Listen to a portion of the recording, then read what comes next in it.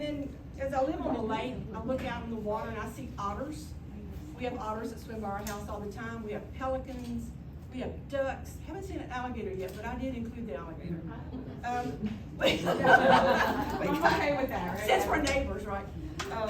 And I have dragonflies. I have lightning bugs in it. Everything affiliated with the lake, I feel like, to put in here. So I made each one special. I got Freckles the Frog.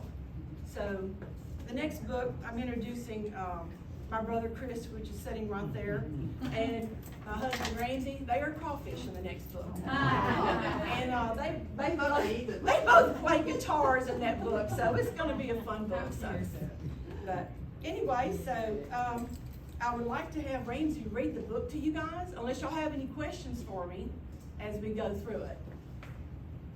And you told him you did all the illustrations, right? Oh yeah, I did all the illustrations, and actually it was fun because if you've seen my art's different. I mean, I do abstract, I do portraits, I do landscapes, I do animals, but when I did this, it was like drawing cartoons, so that was fun.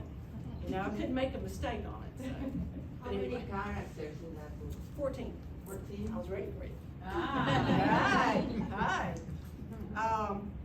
The next book, like I said, we're going to introduce two more crawfish brothers is what they're called. So, and Tigger's, my cat's got to be in the third book. He's a little bit jealous because I didn't put him in the first two. But Sweetie, my dog, is in this book. I wrote my dog Sweetie. So, anybody else? That will be Joey. Yes. That was my whole thing, you know. Like I said, I've never had one published, and I was honored that the publishing company wanted to do it. They're out of Texas, and it's a Christian company called Roaring Lamps, and they help out with donations every time that one of my books is sold. So that goes towards a Christian organization. That meant a lot to me. So, yeah. Like I said, each one will have different scriptures in the back and telling it. We'll go to there, and I've got my sister-in-law to give me for the next book. So, Edith, your scripture will be in the next one, Watermelon Festival. Did you forget what you told me? Anyway, it's in there. Any more questions? Pam, you get that through Amazon too. You can get the Amazon. You can go through my website. I can give you my website. You can just go through there, use credit card, PayPal, whatever you want to use. You can buy it tonight. And then if you want anything signed tonight, we'll sign. Fill out one of these before you leave the room, because I'm going to give away 2 books tonight. So before we leave tonight, you just tear one coupon and keep it, and put your name and just your phone number. That's all you need. What's the name of your next book, you said? Watermelon Festival. Ah. And Mr. Mayor John Crow is going to be weighing the watermelons. What's he gonna be? He's the mayor in the book. Oh. He's the mayor. Does he gonna look like you? He's the Or mayor. is he gonna be like a frog? Yeah, come on. No, we almost made him a crow. Oh. But we decided just to let him, I think I captured your face in there. So Daniel's actually in the book too as a photographer at the pageant. Because I have Miss Sassy the alligator, I have Miss Lillian, and then I have Miss Trixie the duck. They're all entering the watermelon pageant. So they will be in the pageant up on stage, and Miss Danielle will be there taking their pictures. So. But I wanted to follow up on her question. It's real simple. I did it tonight because I never have cash. So I asked her, she said you can go to her website. I bought the book on her website, and then she handed it to me. And then she signed it. So you can do everything with a credit card today. Pretty simple.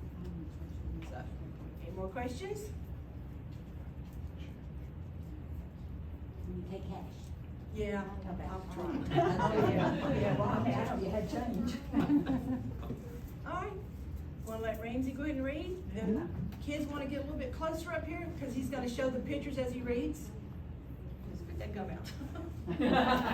Spit it across the room. Yeah, right. Go how nicely I put that face. I saw it. All right, kiddos, y'all come up here with Y'all me come on up the here so we rug. can read the book. And I'm on a video closer too. Come on, Willa. All right, come here, Willa. Come sit beside me. Come on, Willa. Mama, you can come up here too. You can come up here. Just get over.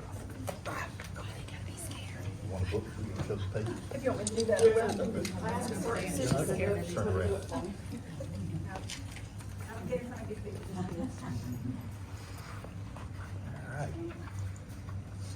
and Friends on Lake Darbone, Book 1, Finding Chatter.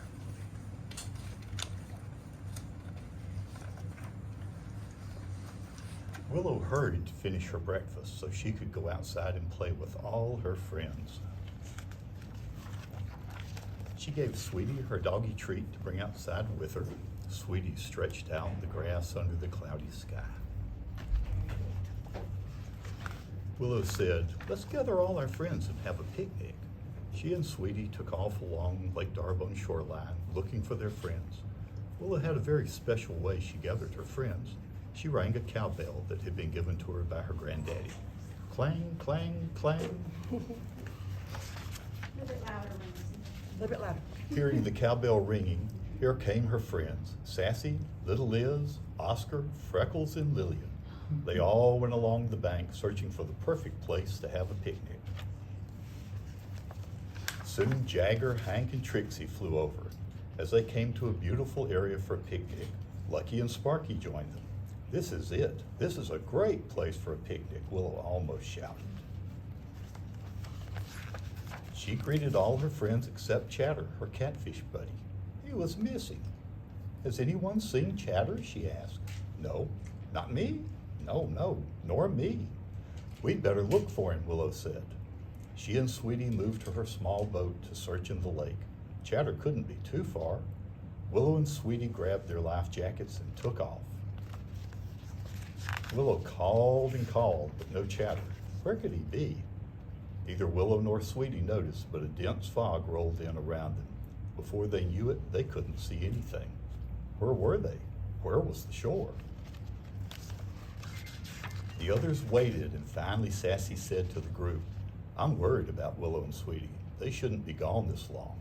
With fog rolling in, we need to look for them." Jagger said, "Hank, you and Trixie come with me to look from the air. I'll take the cowbell with me. We can ring it and hope they hear it." Little Liz said, "Can I go, Mom?"